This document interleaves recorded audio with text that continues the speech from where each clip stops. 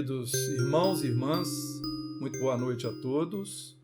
Uma alegria muito grande estarmos aqui mais uma vez com vocês, nossos queridos irmãos do Centro Espírita Irmã Sheila, de Volta Redonda. Desejamos que os próximos minutos sejam proveitosos para todos nós dos dois campos da vida.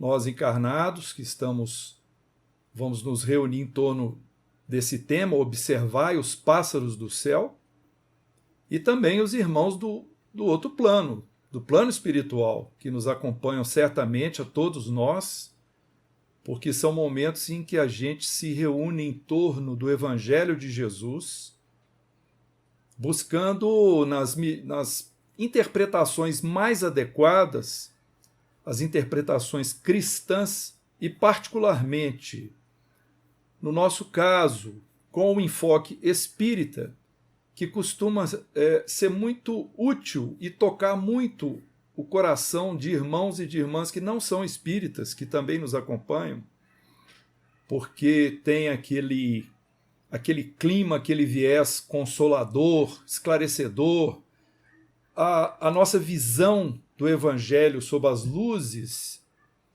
da doutrina espírita e dos seus fundamentos sempre ajudam o nosso espírito no seu engrandecimento, no seu progresso, na sua caminhada em direção à luz, que afinal de contas é a meta de todos nós. A casa gentilmente nos pediu que falássemos sobre esse trecho tão lindo do Sermão do Monte. Observai os pássaros do céu, ou olhai as aves do céu, em outra tradução. Então nós vamos explorar esse tema justamente com esse conhecimento de que pertence aos ensinos do Cristo no Sermão do Monte. E o Sermão do Monte, ou o Sermão da Montanha, que é sinônimo, a mesma coisa, é um momento que Jesus elencou os principais passos e etapas que o espírito humano precisa agregar, precisa compreender, precisa assimilar, para que ele possa alcançar a perfeição, que é a nossa meta espiritual. É a única forma de nós nos aproximarmos de Deus, a inteligência suprema, né? Inteligência máxima do universo, causa primária de todas as coisas, de acordo com o nosso livro dos Espíritos. Então, Mateus registrou o Sermão do Monte nos capítulos 5, 6 e 7 do seu Evangelho, e particularmente esse trecho que nós vamos ler paulatinamente, vamos analisar, ele está no capítulo 6, e está também na interpretação de Allan Kardec no capítulo 25 de O Evangelho segundo o Espiritismo, que é uma obra que, pelo menos nós espíritas, devemos conhecer, devemos ler de cabo a rabo várias vezes. E os irmãos que não são espíritas são convidados a ler, porque não se trata de converter ninguém ao espiritismo, mas de auxiliar a nossa iluminação íntima, o nosso crescimento espiritual. E nesse trecho, olhai as aves do céu, Jesus ele nos adverte sobre as nossas preocupações mais comuns e, ao mesmo tempo, nos convida à reflexão sobre o que é supérfluo e o que é essencial em nossas vidas. Então, quando nós buscamos entender mais profundamente os ensinamentos do Cristo e buscamos nos alinhar ao modo de vida que ele nos propôs, que ele propôs à humanidade, aí sim nós seguimos em direção à nossa própria cristificação, ou seja, à pureza espiritual, como pela unificação, pela imanência nossa ao pensamento divino, que é o único caminho que vai nos conduzir à verdadeira felicidade. Então, no início de suas ponderações, antes de entrar no trecho do olhai as aves do céu, Jesus iniciou essa fala com um preâmbulo muito importante e necessário para a nossa compreensão, para a gente entender depois o que ele quis dizer exatamente. Ele vai nos falar a respeito da importância do desprendimento dos bens terrenos. E nós vamos então ler aqui os versículos do capítulo 6 de Mateus, os versículos que vão de 19 a 24, onde se lê o seguinte: não ajunteis tesouros na terra, onde a traça e a ferrugem tudo consomem, e onde os ladrões minam e roubam. Mas ajuntai os tesouros do céu, onde nem a traça, nem a ferrugem consomem, e onde os ladrões não minam nem roubam. Porque onde estiver o vosso tesouro, aí estará também o vosso coração. Ninguém pode servir a dois senhores, pois ou há de aborrecer a um e amar o outro, ou há de unir-se a um e desprezar o outro. Não podeis servir a Deus e às riquezas.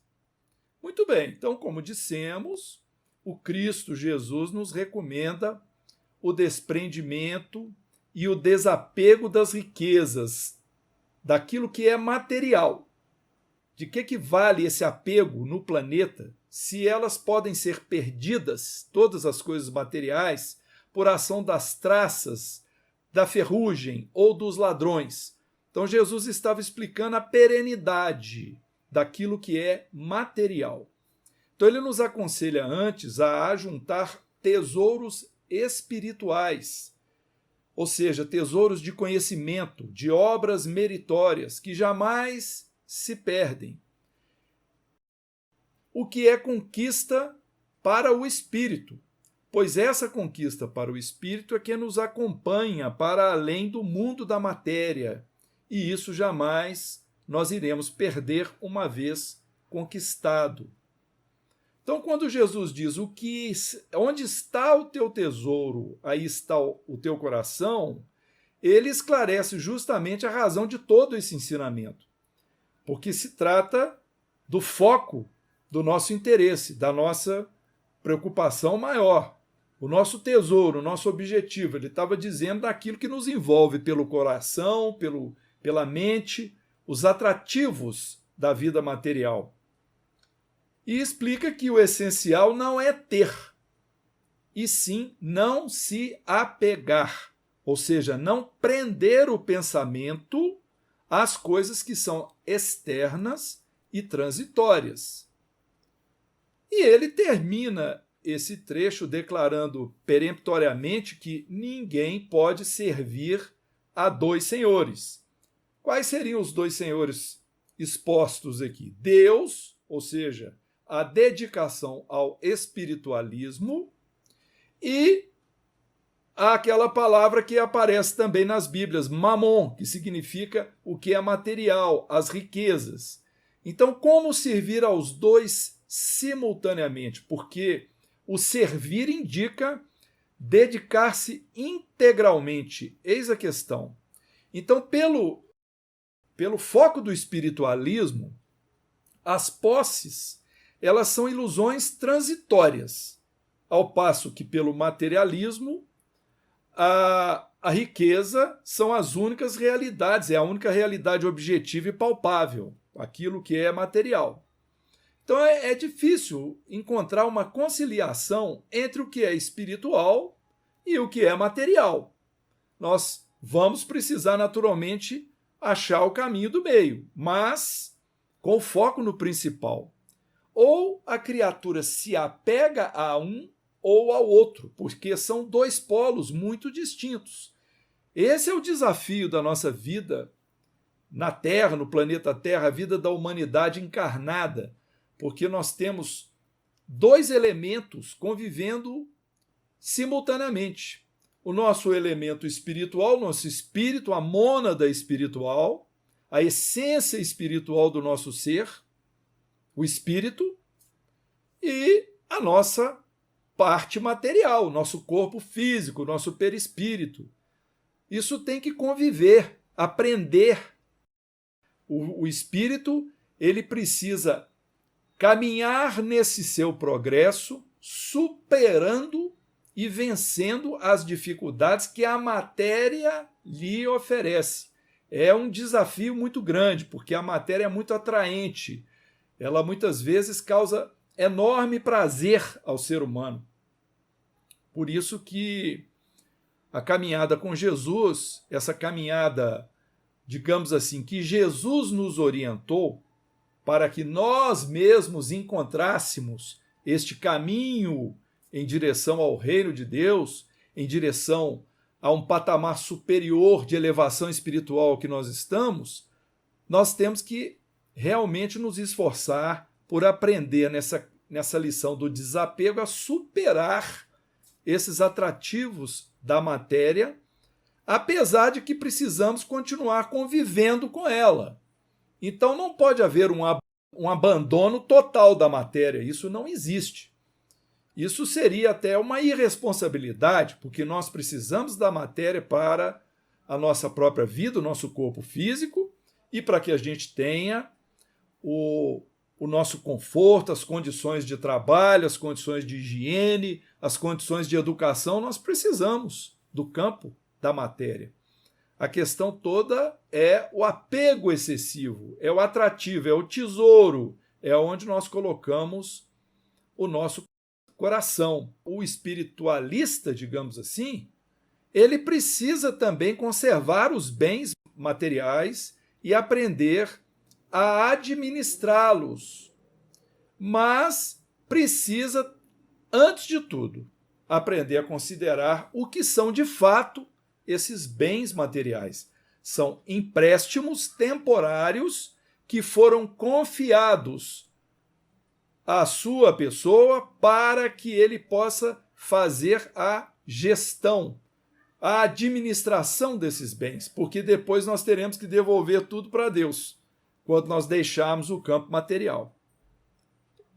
Portanto, eis o nosso desafio: como viver bem na matéria, priorizando aquilo que é espiritual, sem menosprezar o que é material a ponto de sermos negligentes e irresponsáveis. Interessante que Lucas, no capítulo 12, o evangelista Lucas, no capítulo 12, no versículo 32, ele deixou escrito assim, palavras de Jesus: vendei o que possuís e dai esmolas. Fazei para vós bolsas que não envelheçam, um tesouro inexaurível nos céus, onde o ladrão não chega e a traça não rói. Dentro da mesmo registro de Mateus, Lucas registrou dessa forma, ou seja, pela visão de Lucas, pela anotação de Lucas, o dar esmolas, o ajudar, o fazer a caridade, ou seja, praticar a misericórdia, que é ter compaixão com o próximo, no sentido de ter um desapego daquilo que se possui e que não nos incomodemos em desfazer. Então, naturalmente, nós não vamos deixar de ter as condições mínimas necessárias para a nossa sobrevivência, para a nossa subsistência, mas devemos cuidar para não ficarmos excessivamente apegados, ao material, porque poderemos estar ajuntando tesouros e dando muita importância a tudo isso para depois sairmos da terra frustrados, porque vamos ter que deixar tudo para trás. E interessante que, muitas vezes, em nossa própria experiência, nas reuniões mediúnicas, em comunicações de irmãos e irmãs que estão no campo espiritual, esses que têm um grande apego ao que é material, muitas vezes comparecem a essas reuniões em grande estado de sofrimento, porque reclamam que existem pessoas ocupando as casas onde moravam, as terras que possuíam, que estão tomando posse de suas joias, de suas propriedades, ainda nem compreenderam que já estão desencarnados, estão no campo espiritual, às vezes passando dezenas de anos, passando séculos, com a mente voltada para aquilo que possuíam, se queixando de terem perdido ou de não estarem mais de posse daquilo que era material. Então, esse apego pode ser um apelo muito negativo para a nossa alma no momento em que nós tivemos de deixar o planeta Terra e passarmos ao retorno à nossa verdadeira pátria, que é a pátria espiritual. Então, essa lição de Jesus é uma lição muito preciosa, onde ele pede que a gente não tenha apegos, porque tudo será implacavelmente retirado de nossas mãos, e que a gente possa ter a inteligência ou transmitirmos através do nosso exemplo, das nossas lições pessoais aos nossos filhos, aqueles mais jovens ou aqueles que nos cercam, desde cedo, essa mensagem, essa lição do desapego, porque, na verdade, nada pertence a ninguém. Tudo nos é emprestado por um tempo determinado pelo nosso Pai. E é preciso que a gente tome muito cuidado com o nosso coração, para que a gente não coloque a nossa felicidade naquilo que é externo a nós. Colocarmos toda a responsabilidade ou todo o peso da nossa felicidade a propriedades, objetos e também a pessoas. Nós temos que criar a nossa felicidade, pelo menos devemos procurar fazê-lo de nós mesmos, através do cumprimento dos nossos deveres, do equilíbrio da nossa vida, buscando superar as nossas dificuldades, amando a nossa família, amando o nosso próximo, com as diversas formas que nós podemos expressar o nosso amor, mas não colocarmos toda a responsabilidade pela nossa felicidade em outra pessoa ou em outras coisas. Precisamos criar isso dentro de nós, no nosso coração. Precisamos compreender que Deus habita em nós e é nessa direção que nós iremos caminhar. Então, o que é externo geralmente nos traz dor e sofrimento. Por isso, a nossa satisfação pessoal pelo cumprimento daquilo que é de nossa responsabilidade é que vai nos dar um senso de tranquilidade, de felicidade por estarmos com os nossos deveres cumpridos. Naturalmente, precisamos também de aprender com o Evangelho, com a ética, com o estudo da moral, de tudo que puder ser útil ao nosso crescimento, a compreender aquilo, a discernir o que é o certo e o que é o errado, para que a gente caminhe na direção de construir esses valores do nosso íntimo e não sofrermos quando houver perda de coisas materiais ou perda de pessoas que não são nossas propriedades. É verdade. Então, uma lição preciosa de que o nosso espírito eterno deve equilibradamente buscar o nosso Deus interno, o nosso Deus íntimo, e encontrar nisso as nossas necessidades, as necessidades para o nosso espírito encarnado. Porque se nós formos apenas servir à nossa personalidade encarnada, nós vamos buscar apenas coisas passageiras. Aquilo são as posições, as riquezas, as posses, as propriedades, e vamos deixar de atender à mônada espiritual, ao nosso espírito eterno, à nossa centelha divina. Olha que interessante as palavras do Espírito Emmanuel, registradas na mensagem 156 do livro Pão Nosso. Ele deixou registrado o seguinte: quando o Mestre nos recomendou ajuntássemos tesouros no céu, aconselhava-nos a dilatar os valores do bem na paz do coração. O homem que adquire fé e conhecimento, virtude e iluminação nos recessos divinos da consciência, possui o roteiro celeste. Quem aplica os princípios redentores que abraça, acaba conquistando essa carta preciosa. E quem trabalha diariamente na prática do bem, vive amontoando riquezas nos cimos da vida. Está aí a lição elevadíssima de Emmanuel, né? Trazendo para nós esse foco, essa direção, nos ajudando a compreender o que vai nos levar no caminho da elevação. Muito bem, então vamos prosseguir com Mateus. Nós fizemos essa leitura inicial de Mateus até o versículo 24, sobre o desprendimento das riquezas, e agora vamos adentrar propriamente dito o trecho que é a razão do nosso estudo hoje. São vários versículos, vamos lê-los com paciência e depois vamos aos poucos explicar. A partir de Mateus 6, versículo 25. Por isso vos digo, não andeis cuidadosos quanto à vossa vida, pelo que haveis de comer ou pelo que haveis de beber, nem quanto ao vosso corpo, pelo que haveis de vestir. Não é a vida mais do que o mantimento, e o corpo mais do que o vestuário? Olhai para as aves do céu, que nem semeiam, nem cegam, nem ajuntam em celeiros, e vosso Pai Celestial as alimenta. Não tendes vós muito mais valor do que elas? E qual de vós poderá, com todos os seus cuidados, acrescentar um côvado à sua estatura? E quanto ao vestuário? Por que andais solícitos? Olhai para os lírios do campo, como eles crescem, não trabalham, nem fiam. E eu vos digo que nem mesmo Salomão, em toda a sua glória, se vestiu como qualquer deles. Pois se Deus assim veste a erva do campo, que hoje existe e amanhã é lançada ao forno, não vos vestirá muito mais a vós, homens de pouca fé? Não andeis, pois, inquietos, dizendo: que comeremos, ou que beberemos, ou com que nos vestiremos? Porque todas estas coisas os gentios procuram.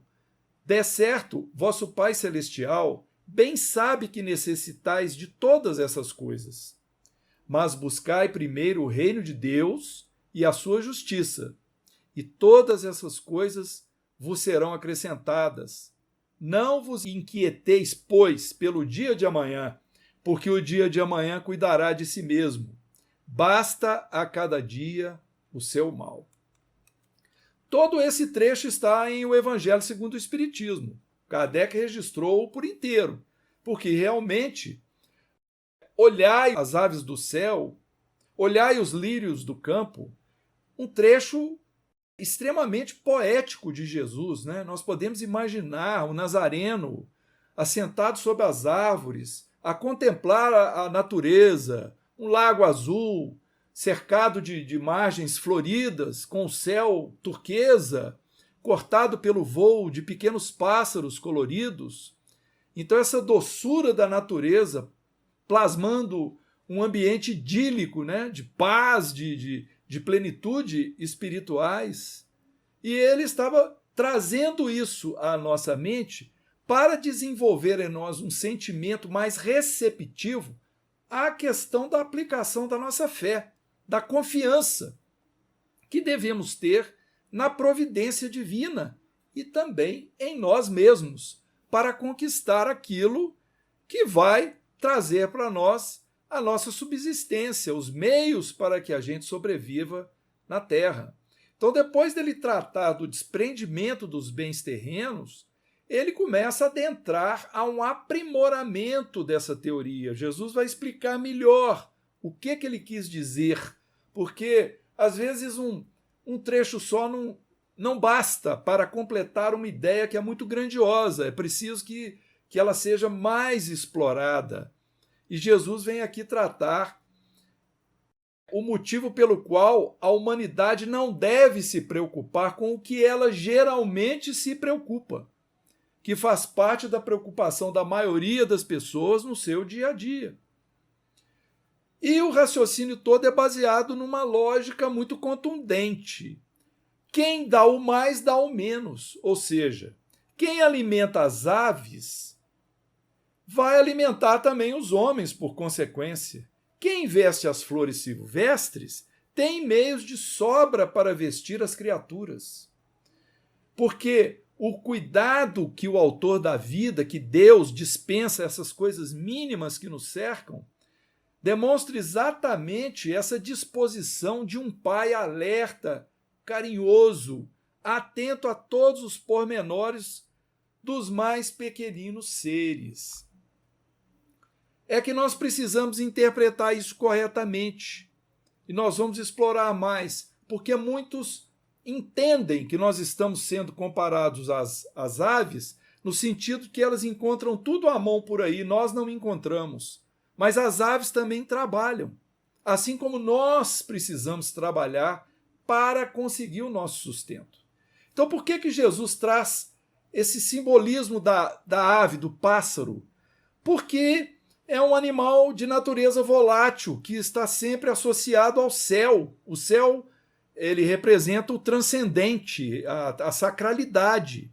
Então, o pássaro, ele traz esse simbolismo do intermediário entre o céu e a terra. É uma espécie de personificação do imaterial.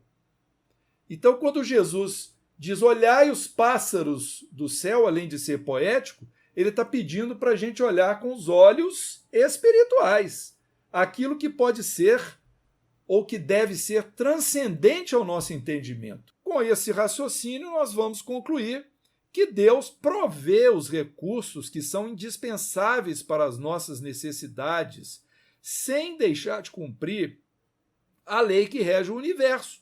Porque cada filho, ou seja, cada espírito, cada um de nós, cada criatura, precisa cumprir as suas responsabilidades, precisa tomar as suas resoluções, fazer bom uso do nosso livre-arbítrio. O livre-arbítrio, o nosso poder de decisão e a nossa capacidade de discernir o certo do errado, o bem do mal. Precisamos aprender a fazer bom uso disso, né? Hoje, por exemplo, nós estamos vivendo num momento da nossa humanidade com isolamento social, com distanciamento das pessoas, em que muitos não estão fazendo bom uso do seu livre-arbítrio, estão agindo com irresponsabilidade para consigo mesmos e para com os que os cercam. Familiares, vizinhos, transeuntes, amigos, estão fazendo porque estão se expondo a um contágio com possibilidade de infectar outras pessoas. É isso que é o livre-arbítrio. É nós termos um entendimento, sabemos a referência do que é o certo, compreender isso muito bem, por nossa decisão, alinharmos aquilo, ou por nossa decisão, não. Agimos, não, eu não quero fazer aquilo, quero fazer diferente. Vamos ter de assumir essa responsabilidade. Mas é importante também nesse trecho que as palavras de Jesus, elas não devem significar acomodação, ociosidade, imprevidência, esperando que as bênçãos dos céus caiam sobre nós, sem que a gente se valha do nosso respectivo e devido esforço e trabalho. Não se trata, então, de ficar esperando o maná cair do céu, como está no trecho bíblico do Antigo Testamento. O que nós temos que entender é que a natureza provê a matéria-prima e nós precisamos, então, ter fé na nossa capacidade de trabalho, paciência, tolerância. Claro que para muitas pessoas existe já certas facilidades materiais, porque tem o berço já rico, né? Já cheio de recursos. Outros conquistaram as riquezas por trabalho, por esforço próprio. Aqueles de nós que ainda não conquistamos, não devemos desistir. Precisamos agir com paciência e prosseguir, porque não sabemos como foi o nosso passado espiritual. Às vezes, em outra vida, nós tivemos plenitude de recursos, mas os menoscabamos, desperdiçamos. Então, nessa vida, nessa existência, Deus nos coloca numa posição tal de míngua, de sofrimento, de escassez, para quê? Para que a gente passe a valorizar mais. Então, quando a gente consegue se alinhar ao pensamento divino, compreender o funcionamento da lei de Deus, compreender esses mecanismos que a doutrina espírita nos traz para o nosso coração, que vem saciar a nossa lógica, saciar a nossa ânsia, né, de conhecimento, que vai nos dar consolo. Isso vai nos ajudar a desenvolver a nossa fé e desenvolver a confiança na providência divina. E da mesma forma que Jesus pede para que a gente observe as aves, que a elas tudo Deus supre, ele pede para que a gente observe os lírios do campo, dizendo que Deus os veste, né? Os lírios têm um vestuário que nem o mais rico rei, que foi Salomão, não conseguiria igualar tamanha beleza do que Deus fez na tessitura da flor do lírio. Então Jesus estava poeticamente querendo dizer assim: se Deus veste uma simples flor, uma semente do campo, ele vai te dar recurso para você se vestir. E pede depois: não andeis inquietos, preocupados, porque a preocupação ela denota falta de confiança, falta de fé, falta de paciência, não saber esperar, desesperar-se. Então nós devemos sempre trabalhar por conquistar, por conseguir as coisas, mas procurar fazê-lo com todos esses recursos de tolerância, de fé, daquilo que nós estamos explicando, para que as preocupações não dominem os nossos sentimentos e a gente se veja, então, impedidos de prosseguir por causa disso, porque nós estamos criando obstáculos psicológicos, obstáculos espirituais. E outra coisa, a importância de nós sabermos discernir o supérfluo do necessário. É claro que a vida na matéria, a gente se acostuma com determinada coisa, a gente não quer andar para trás, não é isso? Uma pessoa que trabalhou muito, que por conta própria ela começava se deslocando a pé ou de bicicleta, depois ela passava a andar de ônibus, mas mais tarde ela conseguiu comprar o seu carrinho e depois passou a ter um carrão de luxo, etc. Então, para uma pessoa dessa que está muito acostumada com isso, se ela tiver no coração desprendimento do bem material, se ela perder e voltar a andar de ônibus ou a pé, ela não vai sofrer tanto quanto a outra, que vai ficar revoltada por ter perdido tudo que conquistou. É algo realmente desafiador, mas é disso que nós estamos falando. É a questão de nós termos apego ou não àquilo que é externo a nós. Então vamos falar, por exemplo, de uma perda sentimental. Vamos, por exemplo, falar da perda de um parente querido. Parente querido. Nós temos aqui um comentário a fazer a respeito de um caso que chegou ao nosso conhecimento, que naturalmente vai ficar no anonimato. Mas suponha uma família, pai, mãe, filhos, e que um dos filhos, um filho adolescente, ele desencarna por um acidente automobilístico. E aquilo, para uma criatura cheia de vida, com toda a propensão para o futuro, né? E aliás, sobre isso, há belas lições e comentários do Kardec e dos Espíritos em O Evangelho segundo o Espiritismo, mas há um choque muito grande, principalmente para a família despreparada com relação à vida material e à vida espiritual.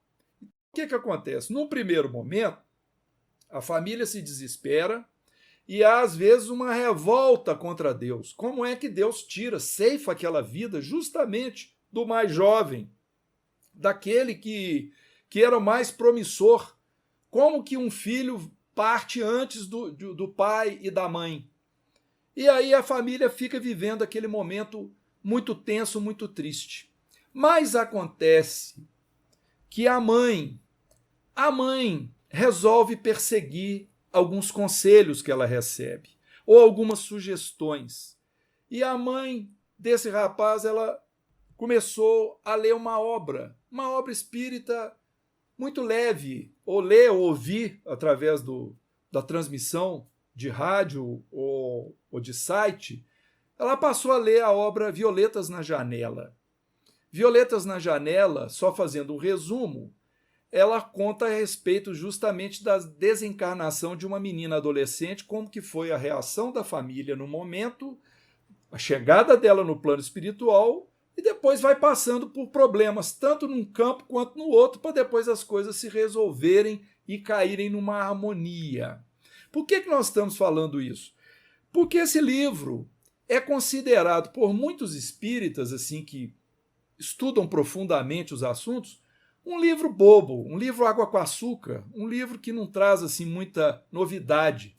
Não traz para quem já tem muito conhecimento, mas para uma mãe e para uma família sedenta de amparo, de consolo, querendo ali uma informação, saber o que aconteceu com meu filho, com a minha filha, porque às vezes vem de uma outra religião que não permite compreender que há um futuro dinâmico para o espírito após a desencarnação, e pensa que o filho ou a filha estão dormindo eternamente até o juízo final, com todo respeito, mas o espiritismo ensina diferente. Então ela começa, através desse livro, ela começa a perceber elementos de esperança para as suas expectativas com relação ao que aconteceu com o filho, que ela está lendo ali um testemunho da própria menina que desencarnou. Ela ditou o livro para a médium contando a história dela.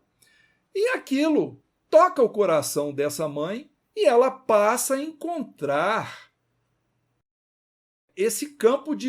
no campo de esclarecimento, um alívio, uma esperança, um alívio para as suas dores, né?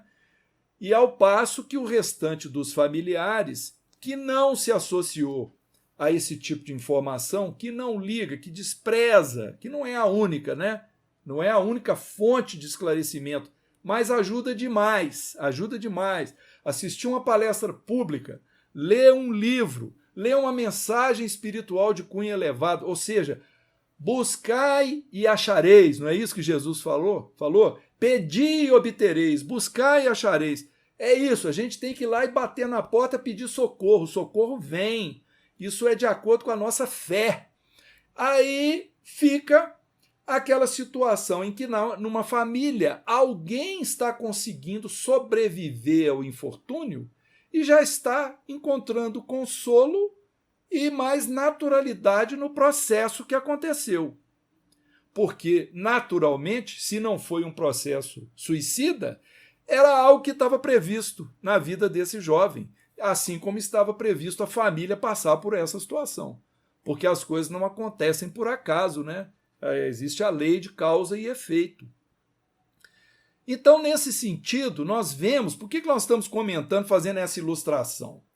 Porque o que a gente vai falar em seguida, quando Jesus diz no versículo 33, buscai primeiro o reino de Deus e sua justiça, ou sua perfeição, e todas essas coisas vos serão acrescentadas. Ou seja, a pessoa que busca no ensinamento espiritual, no entendimento dessa lei de Deus, que vem através do ensino de Jesus e de sua boa interpretação, porque às vezes a interpretação errada pode causar mais aflição, mais agonia. A interpretação ela sempre tem que ser esperançosa, consoladora, iluminativa, isso é que importa, né? Ela tem que ser racional. A interpretação precisa saciar o nosso raciocínio, não pode ser coisa ilógica, tem que saciar a nossa lógica. Então, quando a gente encontra isso, encontra o reino de Deus onde? Em nós mesmos. Ele não está fora, como diz Jesus, né? O reino de Deus não vem com aparências exteriores, o reino de Deus está dentro de vós. Então, Jesus diz que quando você busca esse reino, busca a sua perfeição, todas essas coisas vos serão acrescentadas. Então, não haverá necessidade realmente de preocupar com alimento, com roupa, não haverá necessidade de preocupação com as nossas necessidades básicas, porque o nosso senso de justiça vai nos dar força para que a gente trabalhe, confie em nós e obtenha o recurso para a gente ter o alimento e ter o vestuário. E muitas vezes, se a gente não consegue com meios próprios, Deus coloca ao nosso lado aqueles que podem nos ajudar naquele momento. Nós conhecemos um caso aqui na nossa cidade, que é um caso que nós consideramos assim muito infeliz. Tem uma lanchonete que a gente passa assim 2, 3 vezes por semana em frente a ela, e sempre lá está sentada uma senhora, sentada numa cadeira na porta do lado ali daquela lanchonete. Então, várias vezes nós passamos e contribuímos com uma quantia, com alguma coisa que ela está sempre pedindo. Depois nós ficamos sabendo, através de uma parente nossa que mora ali na região há décadas, que ela faz isso há mais de 30 anos. Ou seja, é aquela mendicância profissional. Aí nós ficamos assim, sem querermos julgar essa criatura, porque a gente não sabe as dificuldades que ela tem. Mas isso será correto? Será que ela não está negligenciando ou não negligenciou oportunidades de trabalho que ela teve e vive às custas de pessoas anônimas, apelando para outras sem usar os próprios recursos? Se houver uma má-fé nessa sua atividade, nessa sua atitude, com certeza ela haverá de arcar com esse débito que ela causou em encarnações futuras, porque justamente é o peso da lei de causa e efeito. Então Jesus diz assim: não vos inquieteis, pois, com o dia de amanhã, porque o dia de amanhã cuidará de si mesmo. A cada dia Deus nos dará essa condição de trabalho e que nós vamos encontrar através do nosso trabalho, do nosso recurso, ou de recursos que Deus colocar ao nosso lado, não porque nós estamos acomodados, negligentes, preguiçosos, esperando, que venha tudo nas nossas mãos. Nós precisamos aprender a confiar que Deus irá nos ajudar. Então, quando nós, como espíritos eternos, compreendemos essa realidade, que Deus está em tudo e em todos, que Deus habita o material e o imaterial, ele está em toda a essência, e que esse Pai Criador não nos abandona, não abandona a criatura humana. Se ele não abandona a sementinha que está lá no meio da floresta, ou o grão de areia que está no deserto, por que ele haveria de abandonar a criatura humana que está em processo de evolução, que vale mais nesse processo do que a flor e o pássaro?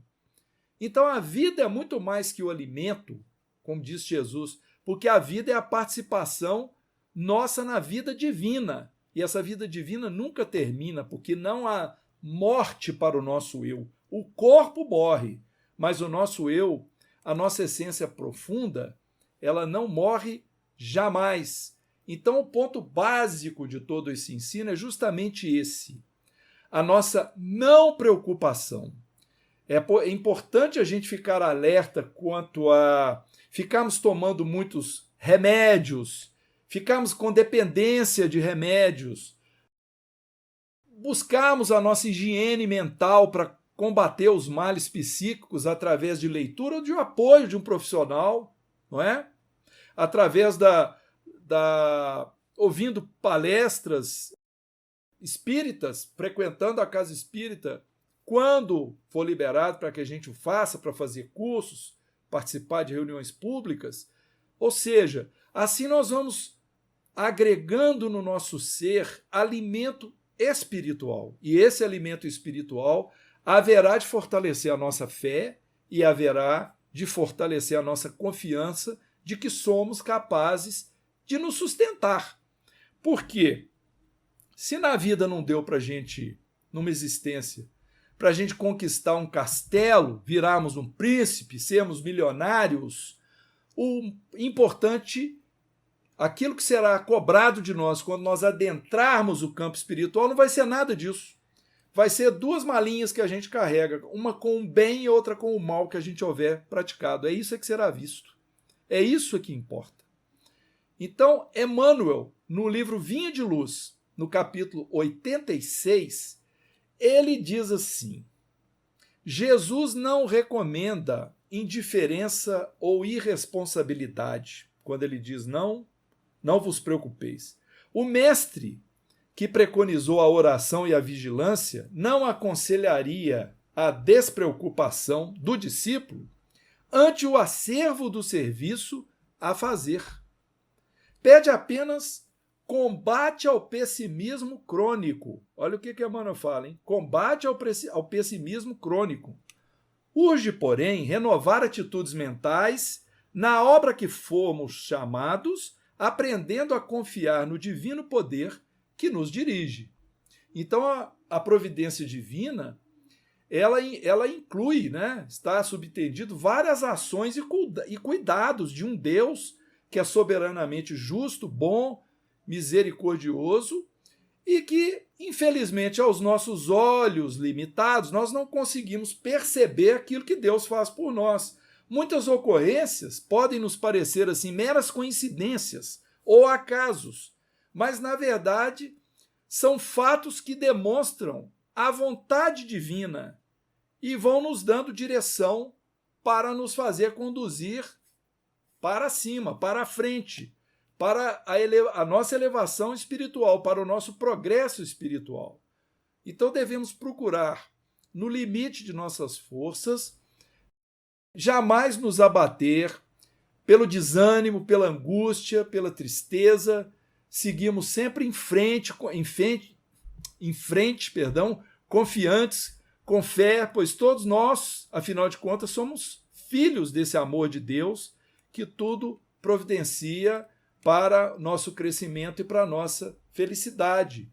Cada um de nós, então, recebeu por empréstimo divino alguns talentos, talentos que estão no nosso corpo físico, na nossa inteligência, na nossa personalidade, na nossa maneira de ser, de sentir, de tratar as coisas, as pessoas, de raciocinar.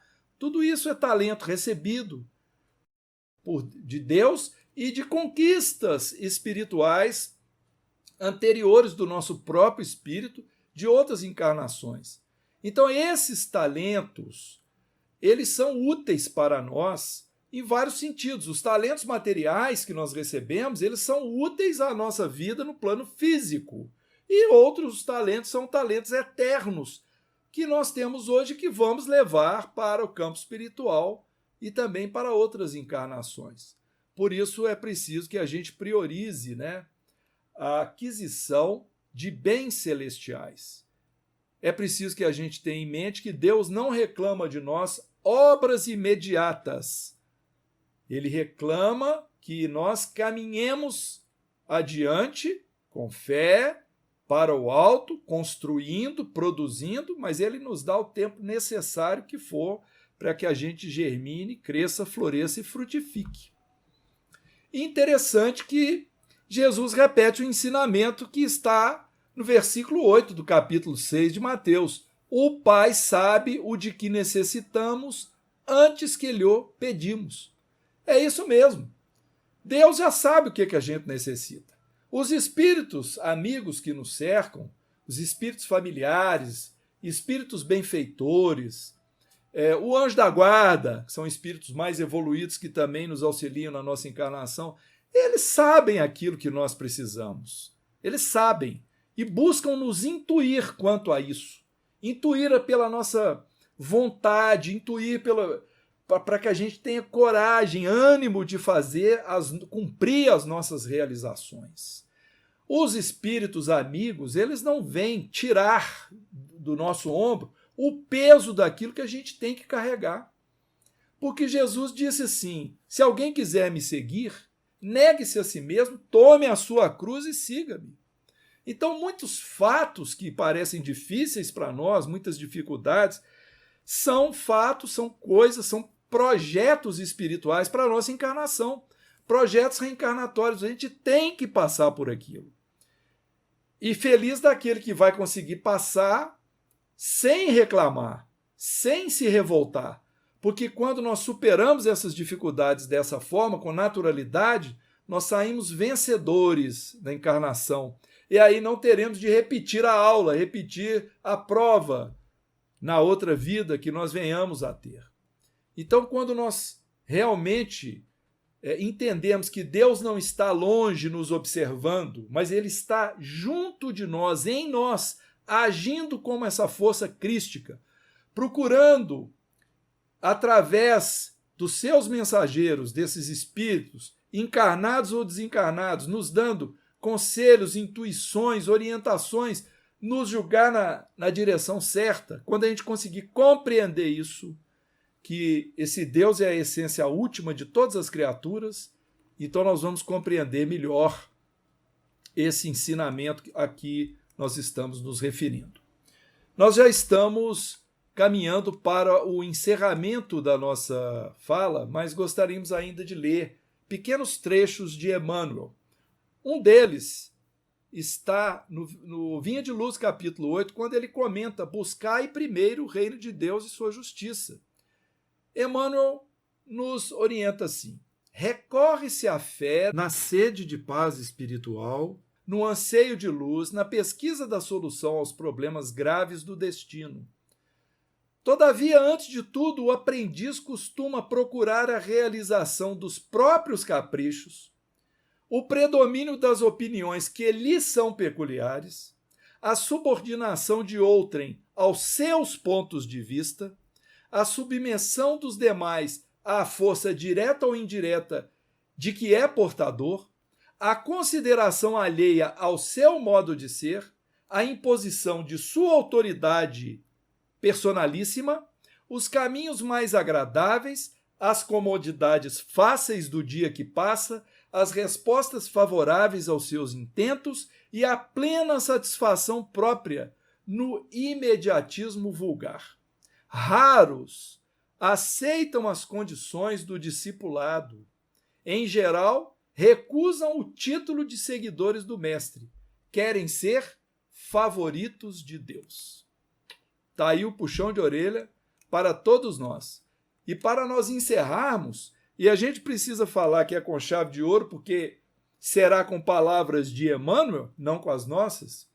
Nós ainda no Vinha de Luz, no livro Vinha de Luz, no capítulo 152, encontramos justamente quando Emmanuel comenta: não vos inquieteis, pois pelo dia de amanhã, porque o dia de amanhã cuidará de si mesmo.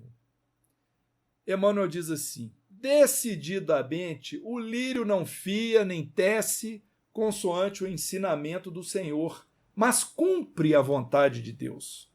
Não solicita a admiração alheia, floresce no jardim ou na terra inculta, dá seu perfume ao vento que passa. Enfeita a alegria ou conforta a tristeza, é útil à doença e à saúde, não se revolta quando fenece o brilho que lhe é próprio ou quando mãos egoístas o separam do berço em que nasceu. O homem não pode nutrir a pretensão de retificar o mundo ou os seus semelhantes de um dia para outro, atormentando-se em aflições descabidas, mas deve ter cuidado de si, melhorando-se, educando-se e iluminando-se sempre mais. Que bom que nós encerramos com Emmanuel, não é, meus irmãos? E assim nós vamos realmente agradecer a presença de todos aqui. Vamos devolver a palavra para o Rafael, se houver mais necessidade de nós continuarmos a interagir, e desejamos a todos e a todos os seus lares muita paz e muita alegria nesse ano de 2021.